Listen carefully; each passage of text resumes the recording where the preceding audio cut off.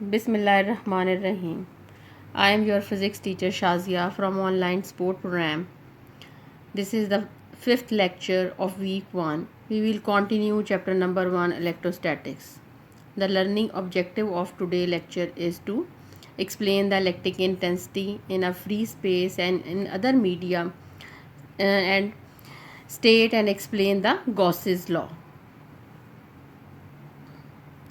Student इस article में देखें, जैसे ये आर्टिकल आपकी बुक में भी मेंशन होगा।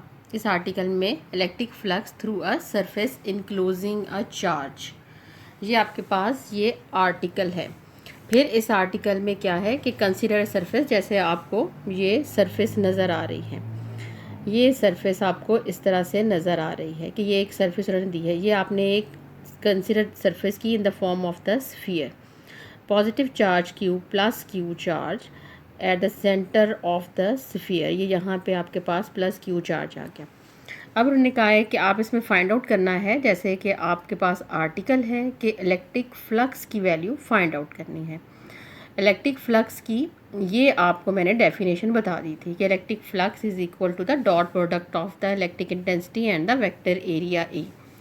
मगर ये फार्मूला जो था वो फ्लैट सरफेस के लिए था, और अब इलेक्ट्रिक इंटेंसिटी जो आपने, इलेक्ट्रिक फ्लक्स जो आपने फाइंड आउट करना है, ये आपने एक स्फीयर का फाइंड आउट करना है। अब आप क्या करेंगी कि इसको जो है, इस फार्मूले को अप्लाई करने के लिए कि ये फ्लैट सरफेस के लिए हम क्या करेंगे, यहाँ पे कंसीडर करेंगे इस सरफेस के अंदर कि इसमें एन नंबर ऑफ जो हैं वो स्मॉल पैचेस हैं, और वो n number of small patches किसी भी फॉर्म में आप ले सकते हैं, यानी कि रेक्टेंगल शेप भी हो सकती है और उसका स्क्वायर शेप भी हो सकती है। और वो एन सरफेस जो है, हम हर एक सरफेस को लेबल कर लेंगे 1 2 3 4 5 6 7 8 एंड सो ऑन, और उसको एन तक वैल्यू दे देंगे। और फिर स्मॉल एरिया जो हैं, उन स्मॉल एरिया, जैसे एक स्मॉल सा पैच जो है वो आपकी बुक में भी बना हुआ है और यहाँ पे भी मैंने इसे मेंशन कर दिया। ये एक स्मॉल पैच बना दिया है, और इसको स्मॉल पैच है इसलिए डेल्टा ए इसको मेंशन किया है कि इसकी एरिया की वैल्यू जो है वो डेल्टा ए उन्होंने मेंशन कर दी। यहाँ पे मैंने यहाँ एक एरो आपको नज़र आ रहा है।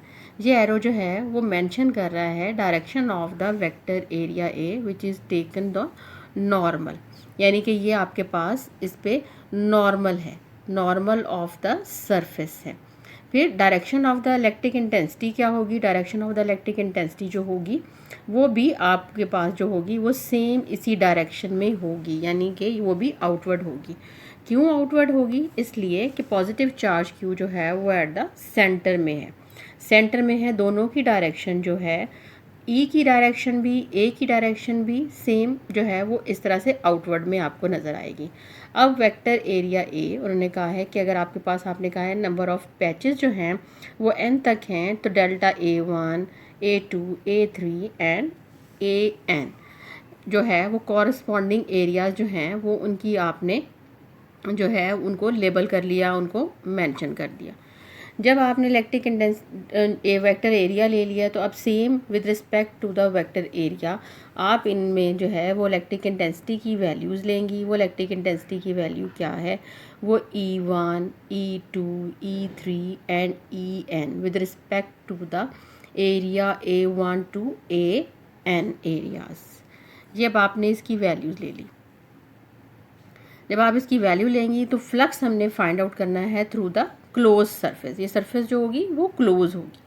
टोटल फ्लक्स, नेट फ्लक्स इसे कहेंगे, represented by the letter of the E letter, और flux E and the equal to the phi 1 phi 2 phi 3 and so on, और phi n तक आपने इसकी वैल्यू ले ली।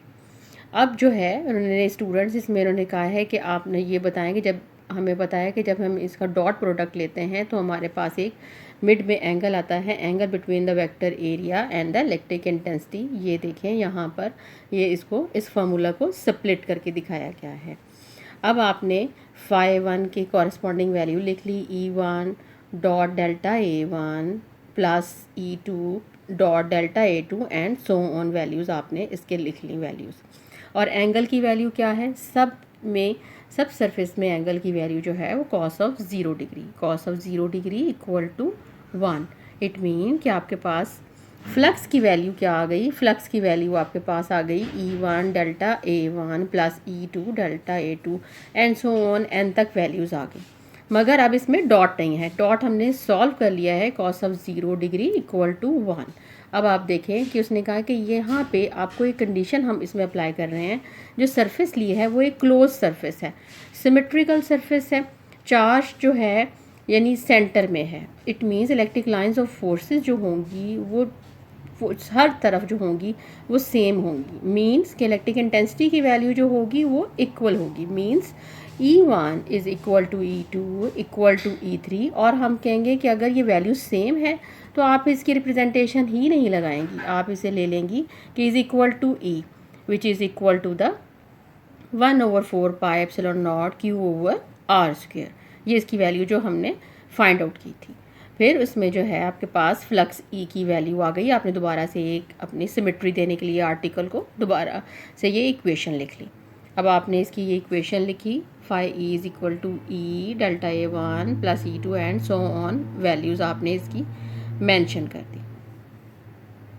फिर आप देखें कि E जो है वो आपके पास सेम वैल्यूज़ है जब हमने लेबल किया, और उसमें जो है डेल्टा A1 की वैल्यू जो है ये E को कॉमन ले लिया आपने, और बाकी A1 A2 A3 plus sign के साथ आपके पास ये आ गए। यानी वो जो स्मॉल पैचेस हैं उनमें सब का एरिया जो है वो प्लस हो रहा है, जबकि जो है वो सरफेस हमारे पास क्या थी, in the form of the sphere थी। ई मल्टीप्लाई करेंगी आप total area of the sphere, total area of the sphere हमें याद करना पड़ेगा, which is equal to the 4 pi r square. Formula अब अपना पुट करेंगे इसमें इलेक्ट्रिक इंटेंसिटी का, 1/4 pi epsilon naught Q over r square multiply 4 pi r square.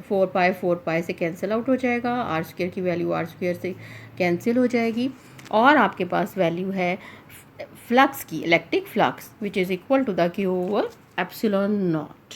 ये आपके पास एक वैल्यू आ गई। जब ये वैल्यू आपके पास आ गई तो इसमें देखें कि एक आपकी बुक में भी ये डायग्राम बनी हुई है, वो आपको जस्ट इस बुक में ये डायग्राम बनाने का मकसद ये है कि पॉजिटिव चार्ज Q जो है वो सेंटर में है, और फिर एक जो है अगर वो कहते हैं कि आपने एक स्फीयर के फॉर्म में लिया था, आप एक इर्रेगुलर सरफेस ये इस तरह से ले ली है, आप इस तरह से एक इर्रेगुलर सरफेस में इस स्फीयर को बंद कर दें, तब भी इलेक्ट्रिक इंटेंसिटी की वैल्यूज़ जो होंगी, लाइंस जो होंगी, वो लाइंस जो होंगी वो टोटल एरिया में सिमेट्रिकल जो है वो पास होंगी। ये उन्होंने आपको इसका कंक्लूजन बताया हुआ कि टोटल लाइंस इसमें से पास होंगी। और फिर ये कि अगर आप कोई भी सरफेस लेती हैं तो वो सरफेस जो है इन द फॉर्म ऑफ रेक्टेंगल है, स्फीयर है या स्क्वायर है, कोई भी सरफेस ले रही हैं तो मगर फार्मूला जो आ रहा है उस फार्मूले में आपके पास जो है वो मेंशन नहीं है कि आप किस सरफेस की वैल्यू ले रही हैं। यानी ये उसमें स्क्वायर और इस तरह जो है वो स्फीयर है, रेक्टेंगल है, ये मेंशन नहीं है। फिर आप ये देखें कि इसमें जो है वो इलेक्ट्रिक फ्लक्स का उन्होंने लिखा हुआ है कि अब जो है इलेक्ट्रिक फ्लक्स की ओवर एप्सिलॉन नॉट आ गया, विच इज़ आप इक्वेशन से भी आपको पता चल रहा है कि ये इक्वेशन जो है वो independent of the shape and the geometry है। जो मैं आपको बता रही हूँ कि इसे देखने से नहीं पता चल रहा कि आप फ्लक्स की वैल्यू फाइंड आउट कर रही हैं, तो वो जो है वो स्फीयर के लिए कर रही हैं। ये अब आपके पास सामने आ रही है, जो है आपके एक स्लाइड सामने आई है, उस स्लाइड में देखिएगा कि आपको इलेक्ट्रिक फ्लक्स जो है उसकी विद रिस्पेक्ट टू द आपने यानी कि क्या फाइंड आउट किया, आपने इलेक्ट्रिक फ्लक्स तो फाइंड आउट किया ही है, मगर हमारे पास लास्ट इक्वेशन से हमें मिलता है definition of the Gauss's law. Gauss's law जो है वो क्या है, that electric flux through any close surface is 1/ε0 times the total charge enclosed by that surface।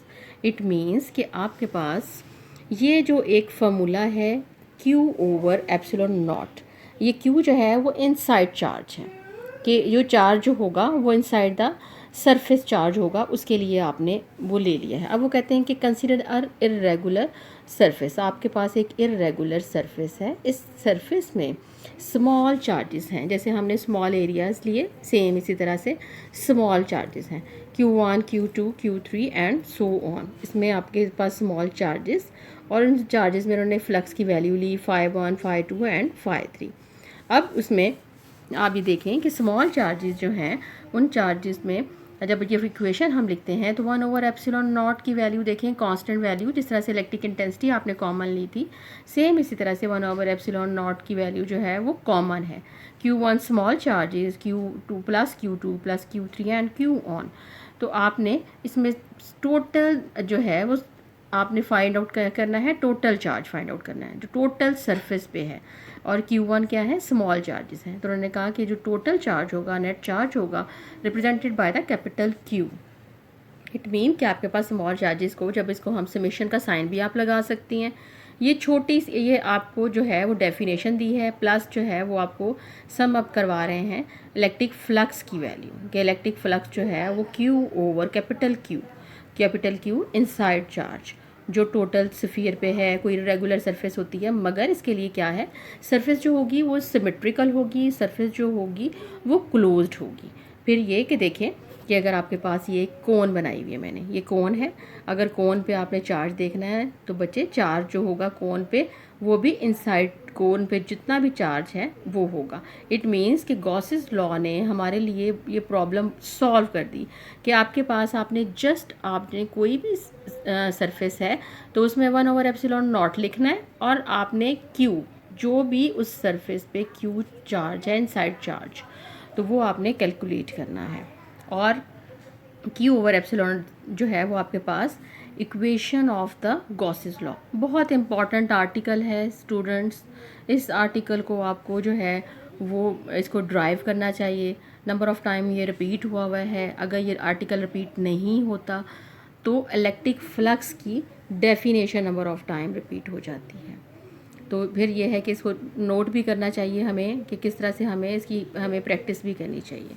तो इसका होमवर्क आप जो है वो आपके लिए क्या है कि आप इस आर्टिकल की प्रैक्टिस करें, और फिर देखें कि स्मॉल Q की वैल्यू जो है वो कैपिटल Q में कैसे चेंज होती है, और किस तरह से हम स्मॉल पैचेस लेते हैं, स्मॉल चार्जेस लेते हैं, और जो है वो किस तरह से इलेक्ट्रिक फ्लक्स जो है वो independent of the shape and the geometry of the close surface है। और जो भी सरफेस आप लेंगी स्टूडेंट्स, वो सरफेस जो होगी उसके लिए वो सिमेट्रिकल सरफेस होनी चाहिए, और वो सरफेस जो है वो क्लोज सरफेस होनी चाहिए, फिर ही आपके पास जो होगा वो इनसाइड चार्ज आएगा। Thank you so much. अल्लाह हाफिज़।